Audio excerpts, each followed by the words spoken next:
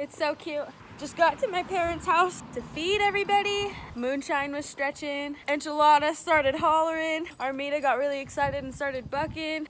She's behind me right now. It's cold, so I gotta put a jacket on. Okay, good morning everybody. I want to try to set you down because this isn't gonna be like a super long talk, but I have some things to say. Okay, don't move. Ha. Woo. It's been a long time since I've filmed. It's been like a couple of weeks. I'm sorry, but your girl has been really busy working and grinding, and one thing that I've really been focusing on lately is just trying to get one post out a day. It's a job. Like, I literally just have one calendar just to like lay out all of my Instagram posts because I can't keep up with it. It's like really hard, but I'm starting to get into the routine of it. So I'm starting to have time to focus on filming more again. And so, which is really good timing because the season's about to start. Puppies, hey!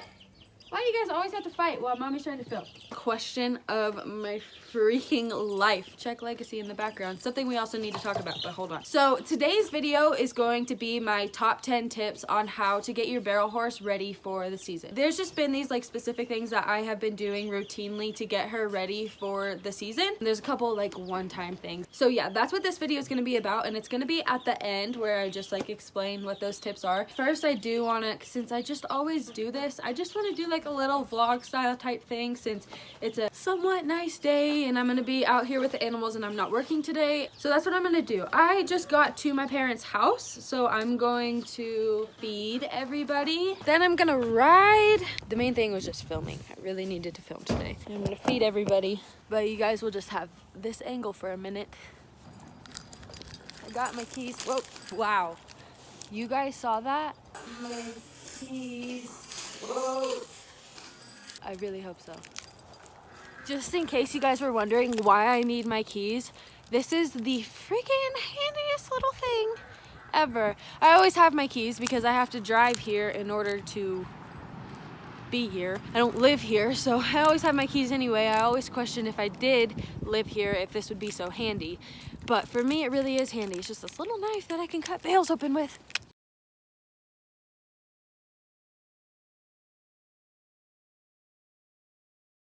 I want to show you guys this thing I got for Moonshine. The first time that I used it was yesterday, last night's feeding. Here's my theory. I think that...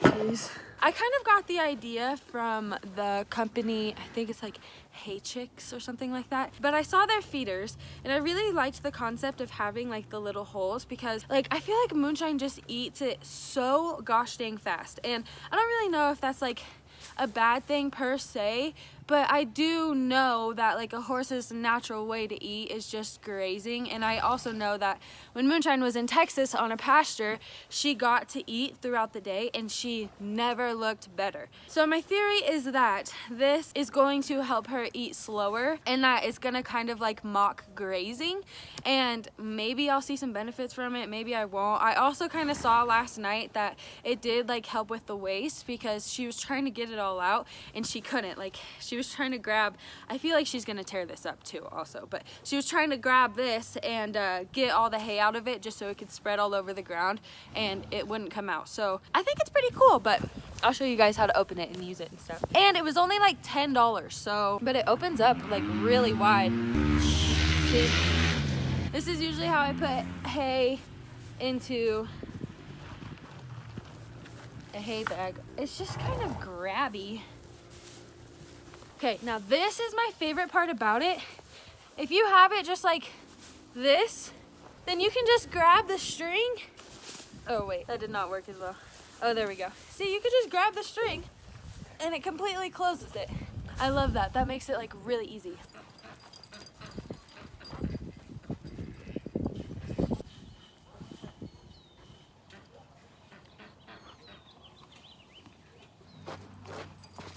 Jeez!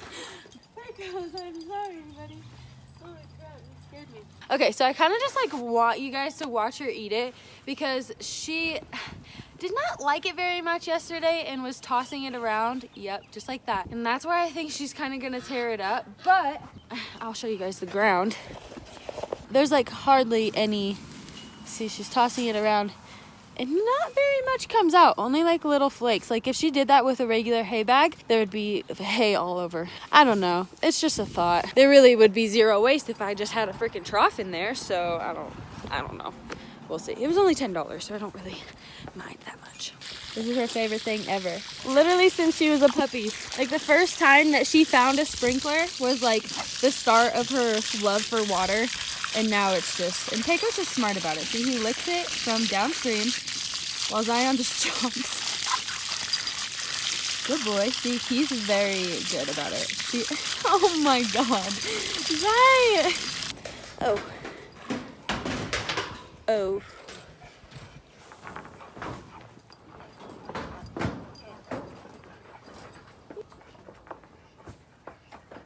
I feel like that was the best little feeding vlog I've done. So now I'm going to film. This is just gonna go to the next scene because what I'm filming is going to be at the end of the video. So yeah, peace. Okay, so now that I'm done filming, I'm going to clean stalls. I'm just sharing products with you guys in this video, honestly, because I have to show you guys this one. My boyfriend is literally like, I just have to show you everything that he got me. He works at a feed store, which makes things very nice, and he knows what we need. So he got me this really super nice, well, it's not like really super nice, but a really cool rake, which I was really thankful for because my other one was trashed. And then, but this is like the coolest thing. Can you see this? Obviously this is a muck bucket, but this is a muck bucket cart.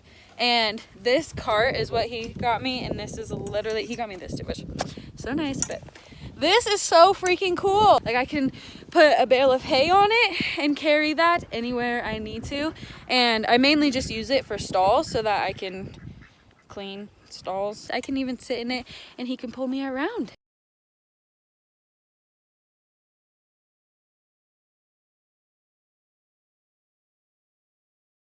Okay, so I just got done with stalls. I don't think I explained my day or like what I'm doing today at all. I have a lesson today out at the fairgrounds, and so I haven't been able to take my horses out to the fairgrounds at all just because there's like that equine herpes virus going on right now, and it's like kind of scary. So but it's been like a few weeks since anybody around here has gotten any, but I was just like taking all precautions, and I'm really excited though because I get to finally run moonshine on barrels, and I haven't been able to, and hopefully I can set this camera down in a good place and get a good angle of it, but I don't know, we'll see. The ladies are loaded down. This is our Mita. I think you guys know, but just so you don't know. And the queen up top. We're ready.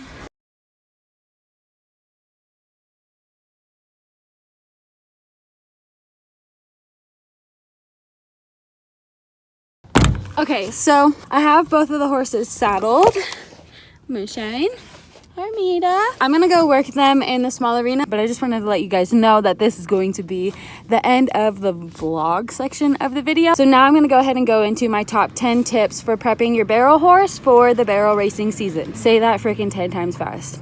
So without further ado, ready, set, let's go. What's up, guys? So I don't really know what this little glare thing is. I've been trying to get rid of it for the past like 10 minutes and it won't go away. So it's just gonna have to stay there. I hope it doesn't bug you. So I'm in my parents' garage right now because I'm doing laundry. And this is just like the best place that I can film here at their house. So, and I also have a view of the puppies so I can watch them and make sure that they're not getting into trouble.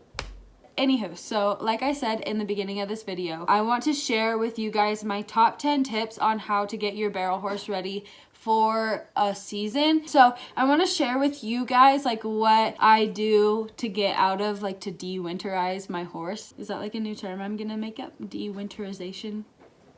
I want to share with you guys what my like top 10 things that I do. Some of these things are just like ritual things. Some of these things are just like what I do before the season starts, and it's just like a one-time thing. For the most part, it's pretty much simple. So I'm just gonna get right into it.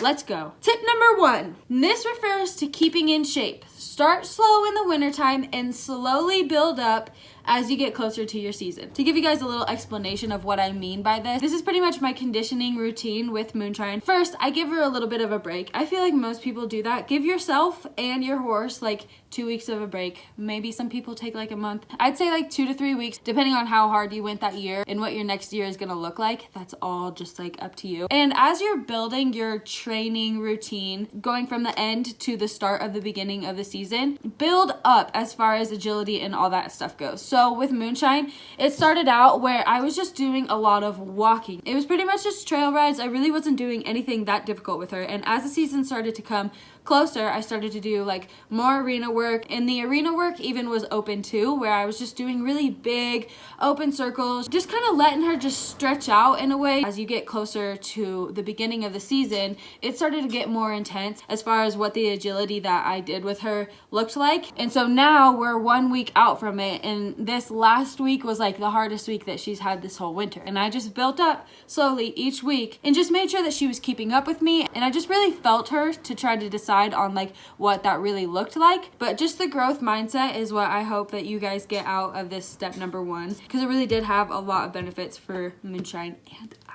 Step number 2. Okay, so this has to do with food, and it's the same idea. Start with a maintenance diet, and as the season goes closer, then add supplements and grain back into the diet. This is just what I have done with Moonshine for the past couple of years, and I really have seen a lot of benefits from it, because like as we get closer to the season is when I start graining and supplementing her again, and it just seems to give her like a little more of a boost. Like her body isn't used to all of those consistently. And so I start giving her all of the supplements and the grain and stuff like that about 1.5 to 2 months before my first race, before my first rodeo, whenever the season actually starts. Because in the wintertime, I really just keep like a maintenance diet, like 2 flakes in the morning, 2 flakes at night type of diet, and just keep her like maintaining. And then when I start like incorporating the supplements and the grain into her diet, it kind of just gives her that extra boost before the season to really like maintain herself for this next season. Honestly, I'm no expert. This is literally just what has worked for me and what I've seen benefits from, and it's just like little things like that. I just don't really believe, not only is it, I feel like kind of a waste of money, but I just don't really believe in doing all the supplements and stuff like that throughout the winter unless you have a hard keeper. That's a different story. And for your athlete, if you're supplementing them and graining them to help their performance, I just don't see the point in doing that until the season is actually here. And like I said, I do that about 1.5 to 2 months before their first rodeo. So it gives them like a little bit of time to really feel the benefits that the supplements and the grain are giving to them. So yeah, I hope that kind of makes sense. Like I said, I'm no expert. This is just what has worked for me. Step number 3. Also, I guess I should say that these are like in no particular order at all. Step number 3. Hoof hardener. Okay, so I don't know if any of you guys had quite the winter that we had. I'm pretty sure most of you guys have. It honestly just sounded like Mother Nature was just hitting everybody so hard. So I'm sure most of you guys had a pretty wet winter. And this is what I use for literally everybody in my barn. It's called Tough Stuff. And you're only supposed to do like 2 to 3 treatments of this total. My horse's hooves, just after a really wet winter, they just get really, really soft. And I don't have shoes on them during the winter time either, because I don't really believe in them, because the snow like compacts into the hoof, and that's just a different story for another time. But so during the wintertime, their hooves just get really soft. And then if I take them from my like sandy yard and I bring them to a rodeo where there's rocks, I'm just really afraid they're gonna get bruises on their feet. And so this has just been my go-to for before a season. Give them these treatments. Like I said, it's once a week. And I literally only had to do it twice with Moonshine, 3 times with Armida, and twice with Legacy. And then all of them were looking really freaking good after that. And it's lasted me, and I still have a little bit left. It definitely won't last me until like next season though. So step number 4. So if you guys follow my Instagram, you guys know that I do stretches with Moonshine. This is only something that I started like within the last couple of years, but especially this year when I've like really been putting in the work to make sure to do the stretches. For me personally, it's been working really good for suppleness, but I also looked it up to see like what the benefits of stretching a horse is, and what they said was literally just made so much sense, because I just picture Moonshine as an athlete, and when I I played soccer, and even when I goat tied and I like really treated my body like an athlete, I never went without stretching, period. You just stretch everything out just to make sure that there's no injuries or anything like that. It just promotes the elasticity of your entire body, and it just prevents injury was like the biggest thing and the biggest reason why we did it, and just kind of to get our bodies warmed up too. And so that's why I started doing a lot more leg stretches with Moonshine too. The neck stretches and stuff like that really, like I said, had to do with Moonshine being supple, because she just would kind of try to cheat me on the way that she turns her neck, and it was mainly because I was letting her for such a long time. So that's just how those muscles like kind of, that's just what was comfortable for her. And so within this last winter, I'm just really making sure that when she's turning her neck, she's doing it correctly. And by doing the stretches, it's really helped that become like a comfortable thing for her. So I highly recommend stretches, and do some research on it, because you can hurt your horse when you're doing stretches. And also if you do it too much, not only if you do it wrong, you can hurt your horse, but also if you do it too much, you can hurt your horse too. So look up and figure out exactly what you need to be doing in order to stretch your horse correctly. Do it though, because I really have seen benefits from it. And yeah. 5, that's calling my vet and making sure that I do a lameness exam, a wellness exam, and the vaccinations before the season starts. Vaccinations and stuff like that I have always done, but the wellness and lameness exam is always just like a really good thing just to do before the season starts, just to make sure that your horse has no issues and is feeling 100% going into the season. I did this with Moonshine especially this year, because if you guys saw my last videos, she had some back leg problems that I was questioning, and it's just really relieving coming into the season knowing that Moonshine is really like strong and healthy. For me, it did not cost that much money. I don't know how much it would cost really like anywhere else, but I really think it was worth it. Taking care of your horse, you know, taking all those precautions before you get into the season, just because you never really know, and you do all that work during the winter time. And yeah. And then also I wrote down too, the beginning of the season is also a really good time to get your horse's teeth floated if you haven't done it within the last year. But yeah, if you haven't gotten your horse's teeth floated within the last year, I definitely highly suggest it, because that could cause a lot of problems as well. Number 6. Step number 6 is going to cost you some more money.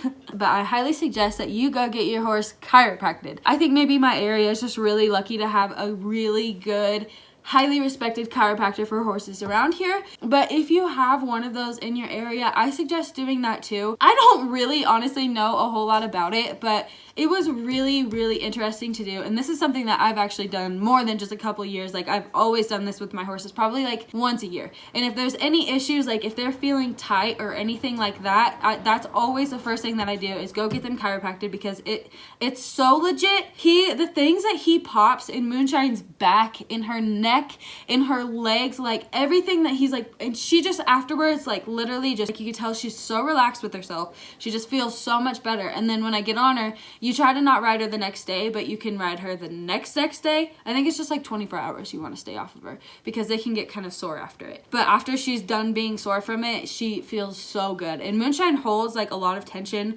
in her neck, and that was also why I really started the stretching, was because the chiropractor said that all of that had to do with all of that. So if I stretched her more, then it would help all of that. But he really helped out a lot, and also just like really helped me understand her body more. And so yeah, if you guys ever have like a chiropractor, farrier, anything like that out, go out there and ask them questions. Like those are people with just absolute knowledge that have to be there giving you time anyway. And so the more questions that you can ask to learn from them in that little amount of time, like it just makes that whole experience a lot more beneficial. So yeah, step number 6 for prepping your horse for the barrel racing season is to go get chiropracted.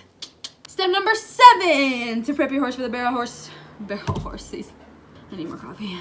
Step number 7, lots and lots of backing up. This one's probably my favorite one of the wintertime, because this is something that I have just always seen a lot of benefits from. I think I started probably like 3 winters ago, when I really just felt like Moonshine's back end, like her booty area, needed a lot more muscle.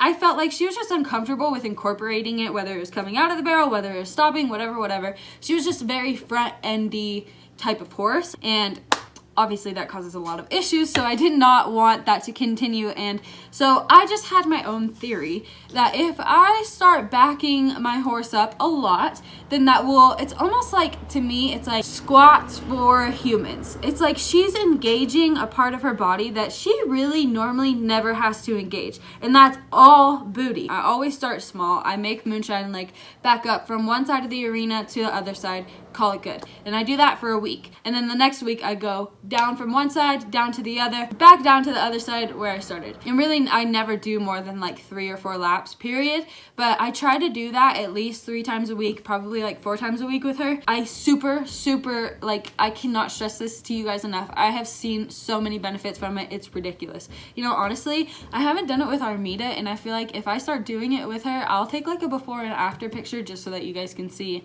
the benefits from it. And also, if you guys try it, do it before and after, please. I feel like honestly only horse people understand what I'm saying when my horse's butt looks so good and I could drool. And I literally give that to long trotting and backing her up a lot. That's it. So step number 7, definitely remember that.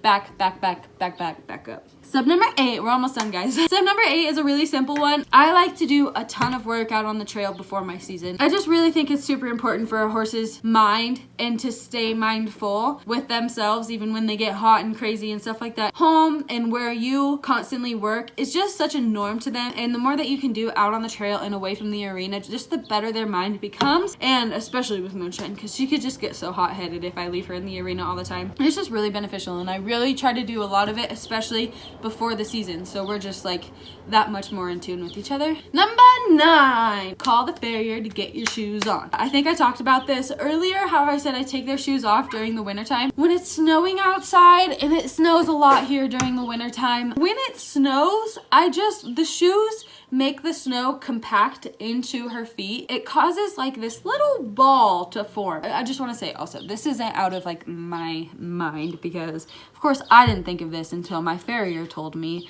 a while ago. Picture this. Boom. This is a horse's hoof, leg. This is a little snowball that's coming out of their hoof that's formed. How easy is it for a horse to just roll off of that? For their ankle to just roll? As soon as my farrier told me that, I was just like, take the shoes off.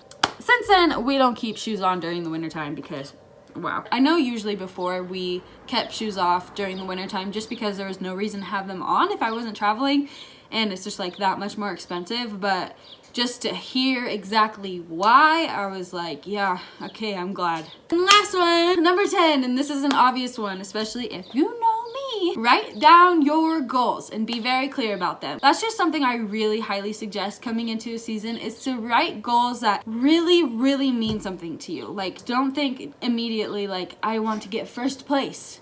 Is that really going to satisfy you? Yeah, it's going to satisfy you for that day, but what is actually going to fulfill your heart? And obviously for most people it is getting first place, but I just want to see you guys write down goals that really motivate you, instead of them being goals that you just think are like everybody else's goals too, so you should have them. Write down really specific goals, like whether it's the relationship with your horse, or how you want to take care of your horse, or how you want to take care of yourself, or how you want your mindset to be before you go into every single run, or how, just that kind of stuff. Just really think deeply about what kind of goals that you can write down, that if you read them every single day, it would excite you to get out of bed every single day. So with that said, I think we are all ready for our barrel racing season. I hope that you guys honestly found some sort of benefit from these 10 tips, and we'll take some of these away and do them and use them. Please guys, let me know exactly what you think about this video, about what you think about these 10 tips, because this is exactly where I want my channel to be going. I really want to be doing this kind of stuff where it's more like informational, and not because I think I'm an expert at any of this, but just because I am also somebody who's trying to like